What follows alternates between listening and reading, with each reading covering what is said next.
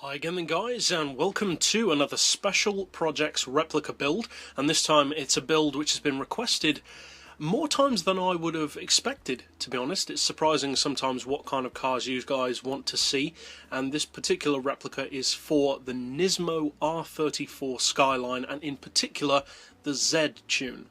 This is an extremely valuable car in real life, fetching up to around 400 grand. Only 20 of them were built. Available with rumoured up to 500 horsepower, some say less, but let's give it the benefit of the doubt and say 500. And although of course you can get a lot more power than that out of a Skyline, NISMO is more about the all-round package and having a purity of tuning rather than just getting silly numbers. And I have to admit, I like that. It gives the car more of kind of an exotic feel. It has more of a feeling of craftsmanship rather than just slapping the biggest turbo you could possibly find on it. Not that that's bad, it's just nice to make a change from that. So, as far as the visuals, we have made some changes. So I'll go over to the visual tuning garage first of all for that. I have based this on the Nissan R34 version, not any of the pre-tuned models such as the Mines, etc. You could of course try to use those, and you will fall in similar parameters, but it's built specifically for this one, and being a premium you can do certain things to it and get certain visuals which will be more difficult than with others, so that's why I opted for this model. So as I said, we'll go over first of all to the visual tuning garage, then to the mechanical replica, and finally out to a racetrack to see what kind of improvements it makes to the performance of the Skyline. Now for the body of the car and the visuals overall with regard to the wing, the body kit, etc, we've gone for the Type A body kit. That doesn't change the front end, but it gives you the extended side skirts and especially the rear end, the rear bumper as well. You have the option of going for the front winglets and the chin splitter as well, but that just doesn't look authentic to the car. There is no flat floor. I've opted to keep the standard rear wing because that's obviously as close as possible. There is no other setting on this particular model. We've gone for the slightly larger size of rim. You could go for either, to be honest, because it does look good with both. And the particular rims that we've gone for are these Rays TE37 SLs, which are actually 6-spoke, and the real car has 5 spokes. But the reason why I've gone for these is because they're the most similar in style. Although they do have more spokes, they have that same kind of depressed drift style centre radiating out into the star shape, so they are the closest, even though they do have that extra spoke. If you want to go for 5 spokes, obviously that's your prerogative. Now as far as the colour of the car, or the colours, we have got actually an interesting source for colours on this one, because you can get both of the primary colours that I've used from the same vehicle, interestingly. For the body colour I've gone for titanium silver metallic, and for the rims I've gone for, when we scroll down to it, from the same vehicle, as I said, the colour of meteorite silver. And both of those colours, as I said, come from the same car, and that's actually the premium Aston Martin DB9. And then for the colour of the brakes I've gone for orange, of course, as you can see, but the particular orange that I've gone for is, when I scroll down to it, from Lamborghini. I know it's for sure from the Aventador. I can't remember if it's available in any other Lamborghinis, because that is a pretty expensive one, but I know you can at least get it from that car, and that is a Rancho Atlas. So that's the colours that I've gone for this particular model. It was available, I believe, in more than just silver. I've seen some in a darker grey, maybe that's just the lighting, I'm not sure, but those are the colours that I've opted for, and the visual look overall. So obviously you do have to upgrade the brakes, it goes without saying, to be able to paint them.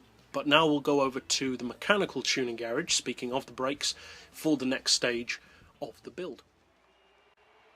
Now, as always, of course, I do like these to be rounded off, PP-wise, and this one is to 535. Now, we've gone for Sport Soft, because of course it is more of a street-based build. As I said, we have upgraded the brakes, because NISMO offers a build for the R32, 3 and 4, which can upgrade your brakes to being the same spec as those on the R35. So, for this build, it is appropriate to upgrade those. As far as suspension, we've dropped the ride height to 110, which automatically does when you fit the suspension that we have, the race kit, For the springs, we've increased them to 6 on the front, 5 on the rear. The dampers to 4. We've left the anti-roll on 3 with neutral camber and toe. We'll come back to the gearbox in just a second. I've opted for the twin plate clutch, standard prop shaft, and a centre diff distribution of 30/70. Now, as far as the diff and the centre diff, I would recommend playing around a bit, because NISMO did alter the car to send more power and torque to the front to stop it from drifting as much, so it should be stiffer. Now, that's what I've opted to do, but some people don't like that. So if you don't like how stiff this car is, play around, obviously find what works best for you. So we've gone for the lowest initial torque, or I've gone for that, lowest acceleration and braking on the back, and the highest on the front, to keep the front end fairly loose, but at the same time to make the car feel stiffer and more controlled than the GT-R usually would. As far as power, there are a number of ways to get 500 horsepower, which is the upper limit of this car. I've opted to fit basically everything apart from the manifold and turbo, and then reduce the power down, plus an oil change of course, to 76.9%. And as far as the body, it's quoted as weighing exactly the same as the standard R34 according to NISMO, because they used carbon fibre etc. to change its weight, but in a way that, although they added parts, it stays the same. So it is in effect lighter, but you can't tell, because it weighs the same as originally, even with more parts. So it's actually more impressive than it looks on paper. So finally, for the gearbox, as I said, we are running, from what I could find, the real ratios, and from the information that I could gather, NISMO swapped out the final drive on this car, but left the individual gears, as far as I know, the same. Now, that may be wrong. Obviously there are conflicting sources on most things, so if you know otherwise, feel free to comment about it. But I've gone for the exact same gear ratios as the stock vehicle: 3827, 2360, 1685, 1312, 100793, but then changed the final drive to 3.9, which actually makes the gears closer so that you can get through them quicker, McLaren F1 style, compared to the normal F1. So that's overall for the mechanical setup. Now let's of course take it out to a racetrack, Motegi in particular, to see how it handles and how it performs in comparison to the regular R34. Now, as I said, there are definitely some people who will not like the way that this car handles. It is heavier and stiffer than the standard R34 feels, but from what I could ascertain, that's accurate to the real car.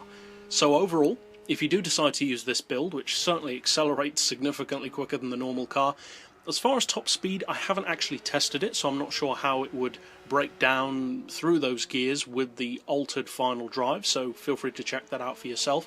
But if you do like this replica build and would like to check out more like it, be sure to do that in the playlist, and also subscribe to see new ones as soon as they're released if these do interest you. But for now, as always, thanks for watching.